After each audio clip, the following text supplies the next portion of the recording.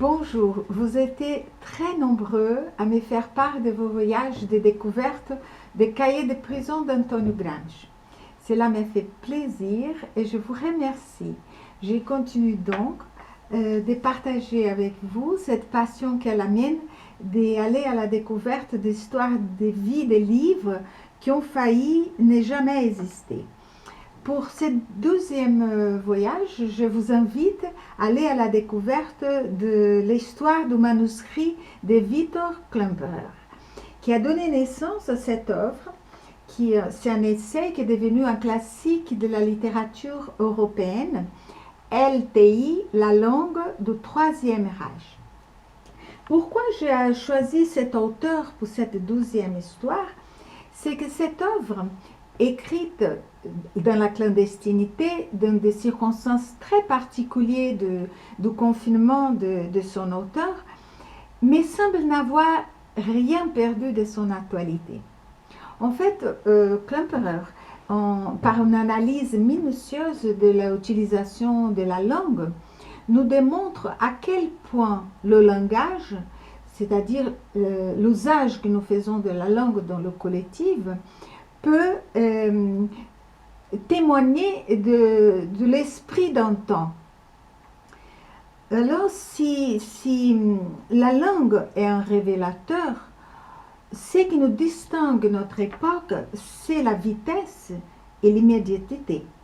Ce besoin de communication instantanée est devenu tel que la langue peine à rester un outil de précision lorsque la résolution d'un problème complexe, qui c'est le cas de notre situation de confinement planétaire, et qui exige forcément un temps pour la recherche scientifique et requiert le temps pour la réflexion et l'analyse de la situation pour trouver une solution par des débats d'idées.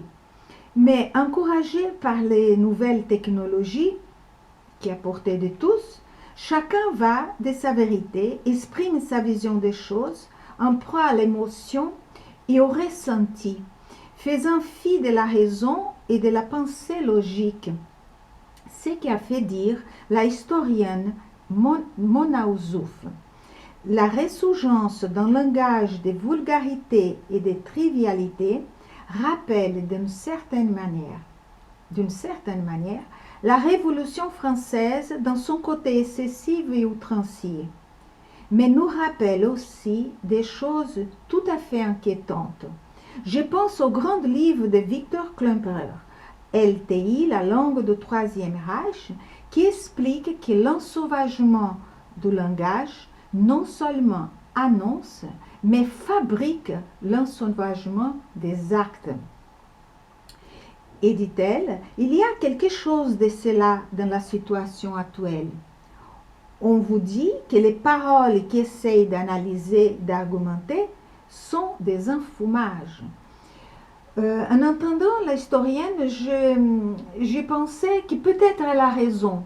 Du moins, elle a raison de nous rappeler de cette nécessité d'un moment d'incertitude, comme nous vivons, de transformation, de prononcer des mots justes, s'efforcer d'utiliser la langue dans ce qu'elle a de plus essentiel, en fin de compte, c'est structurer une pensée.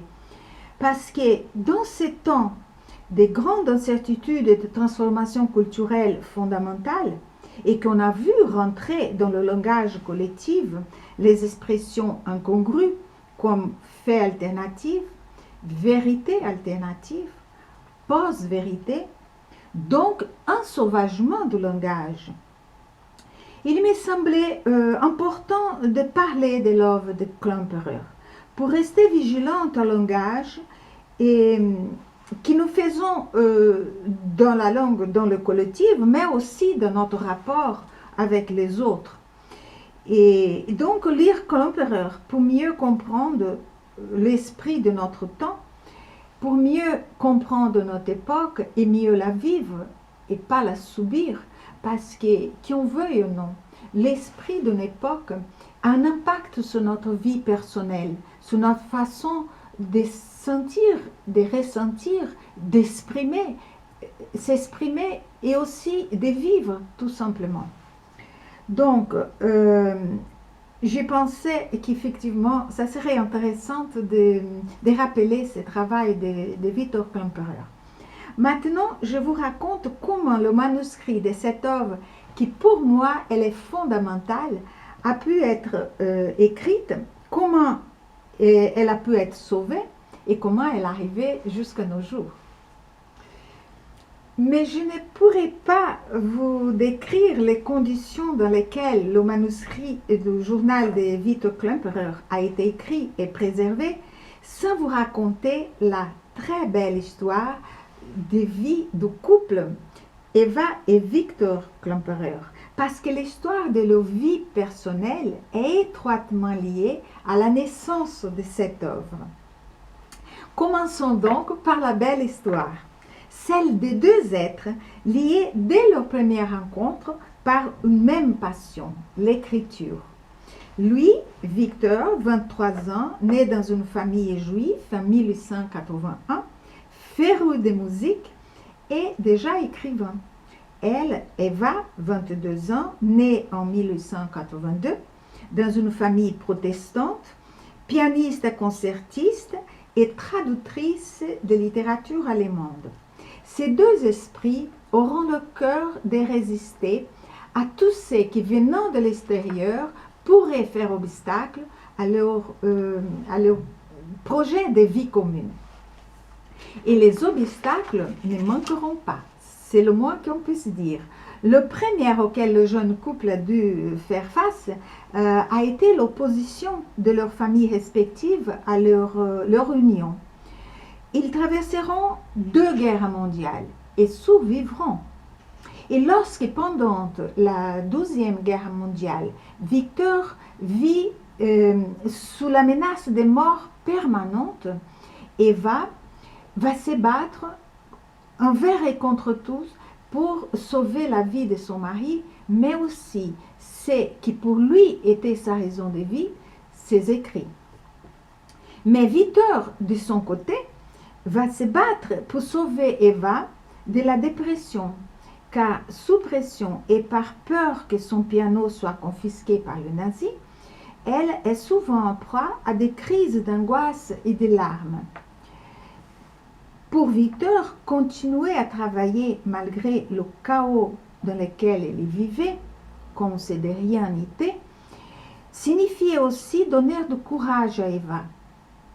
Et voilà ce qu'il dit.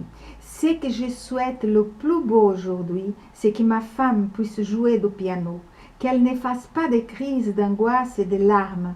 Je veux continuer à faire comme si de rien n'était. Travailler, travailler.